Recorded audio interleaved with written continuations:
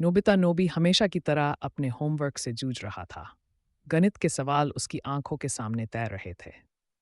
मैं इसे कभी खत्म नहीं कर पाऊंगा। यह असंभव है, नोबिता ने निराश होकर कहा। क्या हुआ नोबिता? अभी भी अपने होमवर्क में फंसे हो?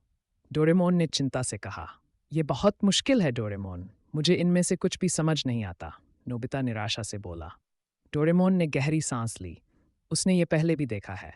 ठीक है, चलो देखते हैं। होमवर्क हेल्पर 3000 कैसा रहेगा? डोरेमोन ने आशा भरे स्वर में कहा। डोरेमोन ने एक छोटा, भविष्य की तरह दिखने वाला रोबोट निकाला। The homework helper 3000 said in a monotone voice. समस्या 1 हल किया गया। समस्या 2 हल किया गया। समस्या 3। रोबोट अद्भुत तेजी के साथ प्रत्येक समस्या को हल करता है। वाह, यह अद्भुत है Doraemon, Nobita exclaimed excitedly.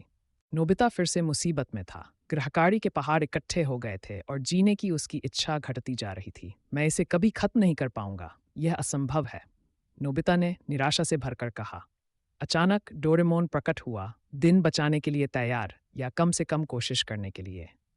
Nobita, तुम हमेशा ऐसा ही कहते हो। आज कौन सा गृह कार्य तुम्हें परेशान कर रहा है? डोरेमोन ने थोड़ी निराशा के साथ कहा। सारा, खासकर ये गणित, मुझे इनमें से कुछ भी समझ नहीं आता, नोबिता ने निराशा व्यक्त करते हुए कहा। डोरेमोन ने अपनी जेब से, जो अंतहीन गैजेट्स और गिज्मों का स्रोत थी, कुछ तलाशा। ठीक है, ये ट्राई करो। ये तत्काल समझने की टोपी है। बस इसे पहन लो और तुम्हें सब कुछ समझ में आ जाएगा, डोरेमोन ने खुश होकर कहा। नोबिता ने टोपी अपने सिर पर रख ली। उसके अंदर समझ का एक छटका दौड़ा। वाह, अब मुझे समझ आया, ये बहुत आसान है, नोबिता ने उत्साह से कहा। केन्याई सवाना में आपका स्वागत है, जो पृथ्वी के कुछ सबसे अद्भुत जानवरों का घर है। आज हम केन्या के वन्यजीवन के आश्चर्यों की खोज करेंगे। यहाँ, इस जल के छेदन पर जीवन एकत्रित होता है। हाथी अपनी प्यास बुझाते हैं, जिराफ धीरे से झुककर पानी पीते हैं और मृगों की नजरें शिकारियों पर बनी रहती हैं। छाया, एक मध्यरात्रि रंग की जीव, अपनी धूप भरी भूमि का सर्वेक्षण करता है। एक सफेद चमक उसकी आंख में आती है। एक तितली, पंखों का लुभावना नृत्य। शिकार शुरू होता है। हर मांसपेशी तनी हुई, हर इंद्रिय सजग। वह रेंगता है, फूलों के बीच एक छाया। एक लगभग चूक, तितली बच निकलती है। एक क्षणिक चुनौती, अविचलित छाया बिल्लियों के गरिमा के साथ हार स्वीकार करता है। सूर्य बुलाता है और छाया उसकी गर्म गोद में समा जाता है। फिलहाल शिकार समाप्त हो चुका है। समुद्र के किनारे एक छोटे से गांव में मलिन कुंदंग नाम का एक लड़का और उसकी माँ रहते थे। वे बहुत गरीब थे।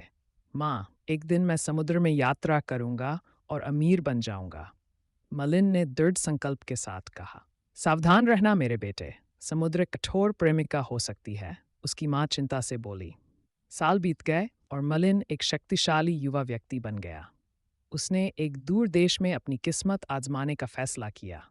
मैं एक अमीर आदमी बनकर लौटूंगा माँ, मेरा इंतजार करना, मलिन ने जोर से और आश्वस्त करते हुए कहा। भगवान तुम्हारी रक्षा करे मेरे बेटे, इबू ने आंसुओं के साथ पुकारा। समय बीतने के साथ मलिन एक धनी व्यापारी बन गया। वह अपने गांव लौटा, एक सुंदर पत्नी और एक भव्य जहाज के साथ। क्या ये वह जगह है जहां तुम बड़े हुए थे मेरे प्रिय? उसकी पत्नी ने जिज्ञासा और थोड़ी तुच्छता के साथ पूछा। युवा डेविड, एक गडरिया लड़का, एक बहुत महत्वपूर्ण मिशन पर था। बस थोड़ी दूर और बस थोड़ा और, डेविड ने उत्साहित होकर कहा। वक्ता ने मृदु स्वर में बताया कि वह अपने गधे बेस से ऐसे बात कर रहा था जैसे वह उसका सबसे अच्छा दोस्त हो, लेकिन कुएं की पहरेदारी बली गोलियत कर रहा था। अच्छा, यहाँ क्या है? छोटा डेविड हमारे पानी को चुराने आया है, गोलियत ने व्यंग्यात्मक स्वर में कहा। मुझे बस अपनी भेड़ों के लिए थोड़ा पानी चाहिए, गोलियत, डेविड ने विनम्रता से जवाब दिया।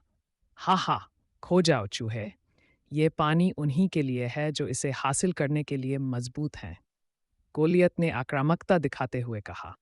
लेकिन डेविड जितना दिखता था उससे कहीं अधिक बहादुर था। उसने एक पत्थर पाया। शायद ताकत ही सब कुछ नहीं है गोलियत, शायद ये दयालुता के बारे में है और बांटने के बारे में, डेविड ने आत्मविश्वास से कहा। बांटना? छोटा डेविड रेगिस्तान में खो गया था, बिल्कुल अकेला। वह बहुत डर गया था। भगवान, कृपया मेरी मदद करो, मुझे नहीं पता कि कहाँ जाऊं, डेविड ने विनती भाव से कहा। डेविड ने भगवान से मदद के लिए प्रार्थना की। अचानक एक चमकता हुआ नखलिस्तान दूर से दिखाई दिया। ये एक सपने जैसा लग रहा था। वाह! पानी! डेविड ने आश्चर्य से कहा। वह उसकी ओर दौड़ा और वहाँ वह था, ठंडा, साफ पानी। उसने बहुत सारा पानी पिया। भगवान ने डेविड की प्रार्थना का उत्तर दिया और उसे सुरक्षित जगह पर ले आए। धन्यवाद भगवान, डेविड ने कृतज्ञता व्यक्त की। डेविड जानता था कि वह सुरक्षित है क्योंकि भगवान हमेशा उसके साथ हैं। अगली सुबह डेविड उठा और उसने दूर से लोगों को अपनी ओर आते देखा। डेविड, हम तुम्हें हर जगह खोज रहे थे। पिता ने राहत की सांस लेते हुए कहा। ये उसका परिवार था, वे उसकी तलाश में थे। मैंने भगवान से प्रार्थना की और उन्होंने मेरी मदद की। डेविड